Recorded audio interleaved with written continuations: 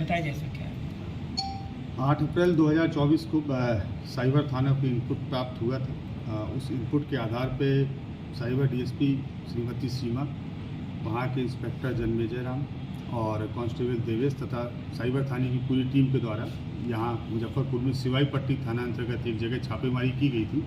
वहाँ से 4 अपराध कर्मियों की गिरफ्तारी की गई है, जिसमें से एक का नाम आयुष है, दूसरे का नाम रवि है, तीसरे का नाम निशांत है और चौथे का नाम हिमांशु है।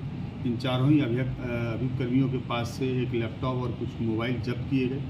जब इनके लैपटॉप और मोबाइल की जांच की गई तो ये चारों ही अपराध कर्मी एक साइबर फ्रॉड की प्रक्रिया में संलिप्त पाए गए।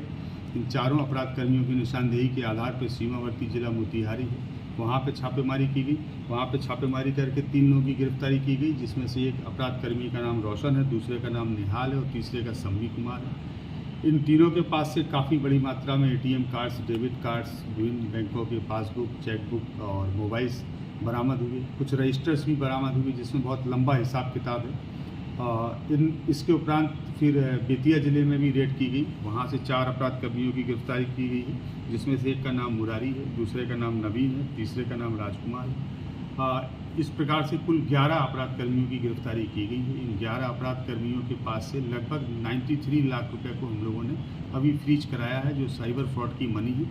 और ये इनके कनेक्शन जो है वो लगभग 3 से 4 देशों के साथ थे, जहाँ से डिफरेंट जगह से कॉल आती थी। कॉल आने के बाद में इन लोगों के और इनके परिचितों के अकाउंट्स में पैसे आते थे और उस पैसे का ट्रांजैक्शन जो है करते थे। एक निश्चित अमाउंट की राशि कमीशन के रूप में लेके ये लोग बाकी की राशि विदेश भेज देते थे। इन सभी के पास से एक लैपटॉप है, एक टैब है, 36 सिम कार्ड्स हैं, 13 मोबाइल हैं, 21 एटीएम कार्ड्स हैं, बहुत सारे डेबिट कार्ड्स हैं और बहुत सारे ऐसे दस्तावेज प्राप्त हुए हैं, जिससे एक बहुत बड़े गैंग का खुलासा हुआ है। और हम लोगों के इस केस में और आगे फर्दर इन्वेस्टिगेशन करने के लिए बहुत सारे लीड्स प्राप्त हुए। सर, किस तरह से सिंडिकेट चलाता था? यानी इनके कई प्रकार के आयाम थे, कई तरीके थे साइबर फ्रॉड करने के।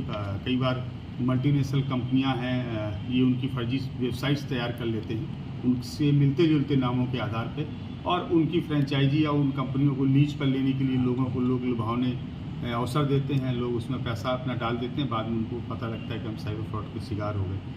कई बार पब्लिक को कॉल करके बोलते हैं कि पुलिस ने आपके किसी परिजन को गिरफ्तार कर लिया है, उनको छुड़ाने के लिए एक निश्चित राशि का अमाउंट मांगते थे लोग।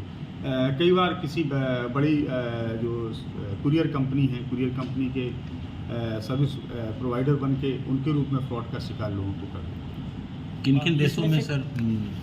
चूँकि अनुसंधान प्रभावित नहीं हो, इसलिए अभी उन देशों का जिक्र करना ठीक है। इनमें से कोई इसका मास्टरमाइंड? हाँ, इसमें से 2 अभियुक्त हैं जो जिनका आपराधिक इतिहास भी है, वो पूर्व में भी जेल गए हैं, जिसमें से एक अभियुक्त का नाम नवीन है और दूसरे का नाम मुरारी है।